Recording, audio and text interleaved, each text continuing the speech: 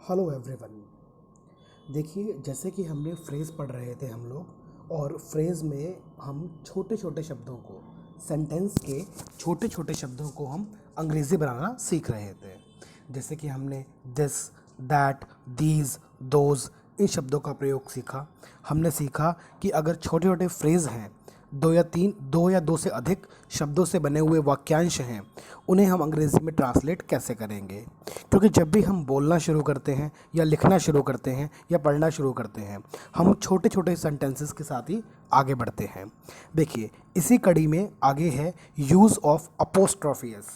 ये अपोस्ट्रोफियस आपने अक्सर बहुत जगह देखा होगा, लेकिन हम में से बहुत सारे लोग ट्रांसलेशन करते वक्त इसका प्रयोग गलत तरीके से करते हैं। सबसे पहली चीज़ देखिए, एग्जाम्पल लिखा है मैंने यहाँ पर, मेरा पेन। मेरा पेन मीन्स माई पेन। अगर पेन तुम्हारा हो तो ये बन जाएगा योर पेन।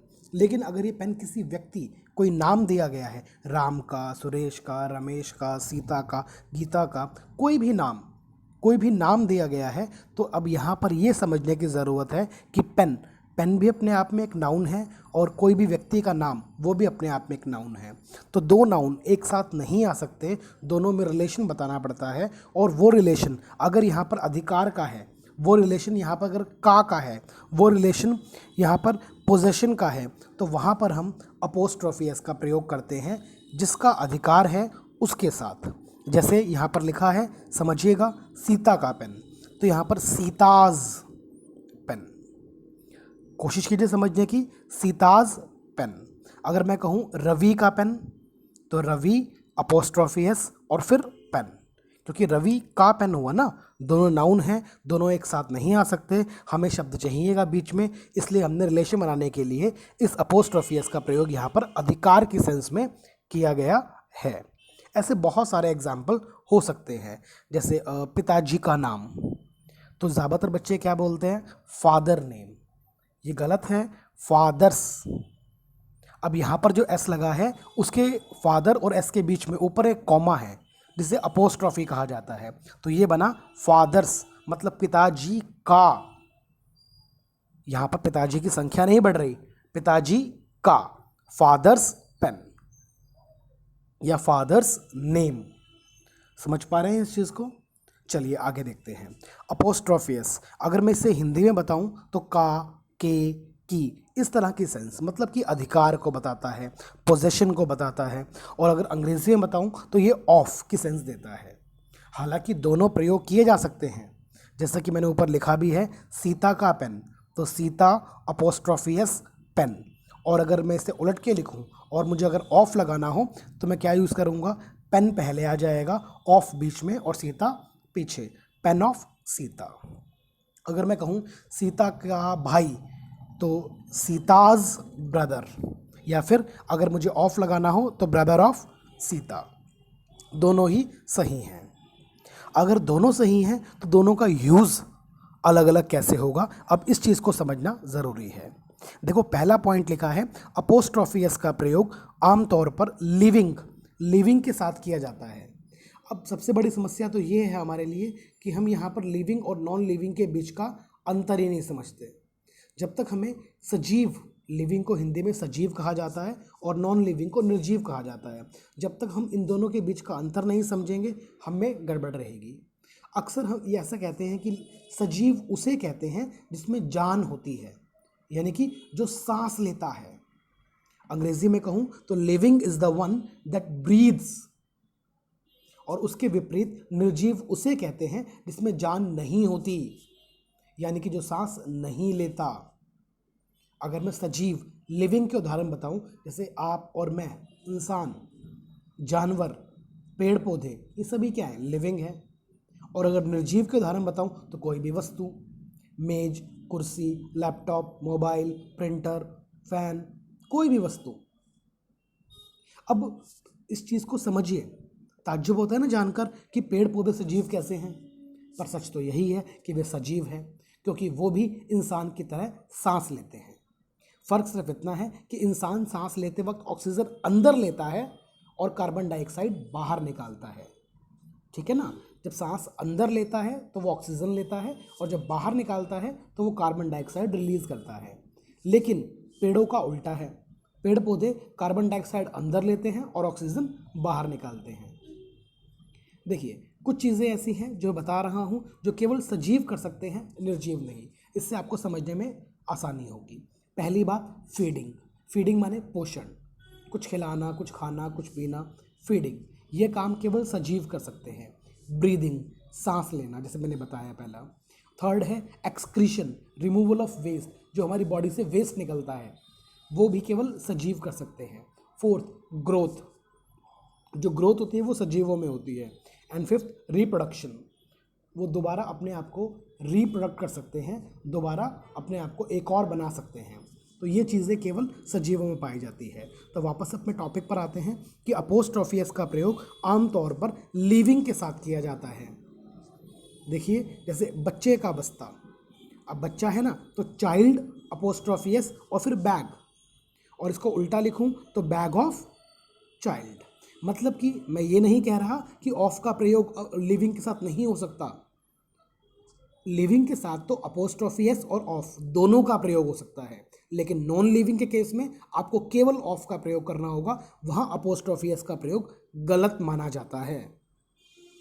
जैसे कि नेक्स्ट पॉइंट में लिखा भी है कि नॉन लिविंग, मतलब जिससे मैंने नॉन लिविंग की परिभाषा दी, नॉन लिविंग के लिए हम अपोस्ट्रोफियस के स्थान पर ऑफ का प्रयोग करेंगे। जैसे एग्जाम्पल भी दिया गया है, रवि का भाई, तो यहाँ पर रवि लिविंग है ना, तो रवीज ब्रदर। और अगर मैं ऑफ लगा के लिखूँ तो ब्रदर ऑफ रवि, दोनों ही ठीक है। लेकिन जब मैं लिखूँगा कि पेन की स्याही, अब पेन यहाँ पर निर्जीव है ना, ये बात देखनी है जिस पर अपोस्ट्रोफियस लगा रहे हो वो सजीव है या निर्जीव है। This is important. पेन की स्याही, पेन तो निर्जीव है, तो पेन्स इंक, पेन अपोस्ट्रोफियस इंक, ये गलत है। तो हमें इसकी जगह क्या लिखना होगा, इंक ऑफ पेन। मतलब कि मैं फिर से कहता हूं, अगर निर्जीव होगा तो केवल आपको ऑफ का प्रयोग करना है, और अगर सजीव होगा तो आपको अपोस्ट्रोफियस का प्रयोग भी कर सकते हो, आपकी मर्जी पर डिपेंड करता है। थर्ड पॉइंट, जब जिस शब्द पर अपोस्ट्रोफियस लगाना हो अगर वही प्लूरल हो जाए, अब ये तो कोई ज़रूरी नहीं है ना कि अपोस्ट्रोफियस का प्रयोग केवल एक वस्तु, एक व्यक्ति, एक स्थान, एक नाउन पे लगेगा, ये तो प्लूरल भी हो सकता है। फॉर एग्जाम्पल मैंने कहा लड़के का घर, तो बॉय अपोस्ट्रोफियस हाउस। और अगर मैं कहूँ लड़कों का घर, तो बॉयज़ तो पहले ही हो गया ना, और जब एक एस पहले लग गया तो एक और एस नहीं लगाना, केवल अपोस्ट्रोफी मतलब ऊपर वाले कोमे का प्रयोग करेंगे हम। समझिएगा इस चीज़ को, तो बॉयज़ होम, इस चीज़ को समझिएगा, यहाँ पर समझने की बहुत ज़्यादा ज़रूरत है। हम किसी भी शब्द को प्लूरल दो तरीके से बनाते हैं, एक एस लगाकर और एक बिना एस के। जैसे चाइल्ड का चिल्ड्रन, ऑक्स का ऑक्सन, और एक बॉय का बॉयज़, गर्ल का गर्ल्स।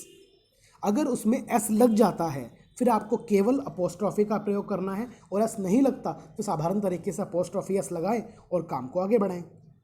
एग्जाम्पल देखिए, बच्चों की किताबें, अब बच्चे तो हो गए ज़्यादा, तो चिल्ड्रन है, लेकिन इसमें एस तो नहीं है ना, इसलिए हमने अपोस्ट्रॉफी एस का प्रयोग किया, चिल्ड्रंस बुक्स। लेकिन लड़कों की किताबें, अब लड़के बॉयज़ पहले से प्लूरल है, तो केवल कोमा लगाकर आप इसमें बुक्स ऐड कर सकते हैं। इस चीज़ को समझिएगा, अक्सर ये क्वेश्चन बहुत सारे एग्जाम्स में पूछा भी जाता है। और इसमें अगला पॉइंट देखो, ट्रांसलेशन के, वैसे तो ग्रामर के बहुत सारे नियम हैं, लेकिन हम ट्रांसलेशन के पॉइंट ऑफ व्यू से समझ रहे हैं इस चीज़ को, तो हम इसको मोटे मोटे तौर पे समझेंगे। नेक्स्ट पॉइंट है दो लगातार नाउन पर, जैसे राम, विनोद, दो लगातार नाउन पर अपोस्ट्रोफियस का प्रयोग नहीं करना है। अगर हम ऐसा करते हैं तो वो गलत काउंट होगा। जैसे रवि, विनोद, सुरेश, अगर नाम लगातार आए तो हम गलत कर देंगे। जैसे मेरे भाई के दोस्त का बेटा, तो मेरे भाई के दोस्त का बेटा, अगर मैं इसे लिखूं माय ब्रदर्स फ्रेंड्स सन, तो देखो ब्रदर पे भी लग गया, फ्रेंड पे भी लग गया, तो ये तो गलत हो गया कि दो लगातार नाउन पर अपोस्ट्रॉफी, ग्रामर गलत कहती है। आप कहोगे सर बोलने में सेंस तो बन गई, हाँ ठीक है बन गई, लेकिन ग्रामेटिकल ये गलत है। तो इस चीज़ को समझने के लिए हम क्या करेंगे, सन मतलब आखिरी वाला शब्द आगे ले आएंगे, son of my brothers friend. इस चीज़ को यहाँ पर समझना ज़रूरी है। ऐसे बहुत सारे एग्जाम्पल्स हो सकते हैं। अब इसके साथ आपको एक्सरसाइज दी जाएगी, उस एक्सरसाइज के अंदर आपको इन चीज़ों को एक बार सॉल्व करके देखना है। जिनके दोनों बनते हैं उनके आप दोनों बनाना, मतलब कि जो लिविंग है उनके दोनों बनेंगे, ऑफ से भी और अपोस्ट्रोफी एस से भी वो दोनों बनाना, और जो नॉन लिविंग है उनका केवल ऑफ के साथ कोशिश कीजिएगा करने की। और जो प्लूरल हैं उसमें आपको ये ध्यान रखना है कि अगर एस लगा है पहले तो केवल कोमा लगाना है, और एस नहीं लगा है तो आपको अपोस्ट्रोफी एस लगा के अपना कार्य आगे बढ़ाना है। आई बात समझ? कोशिश कीजिएगा अपोस्ट्रोफी एस को समझने की, बहुत इंपॉर्टेंट है। अक्सर छोटे बच्चे भी स्कूल में इस लाइन को बहुत गलत बोलते हैं। वो अक्सर क्या बोलेंगे, my father name is mister, जो भी नाम है आगे, वो गलत है। दो लगातार नाउन एक साथ आ ही नहीं सकते। तो माय फादर्स, तो फादर ऊपर अपोस्ट्रोफी और नीचे एस, माय फादर्स नेम मतलब मेरे पिताजी का नाम। इस चीज़ को समझना बहुत ज़रूरी है, तो कोशिश कीजिए समझने की। ठीक है, एक्सरसाइज कीजिएगा। Thank you.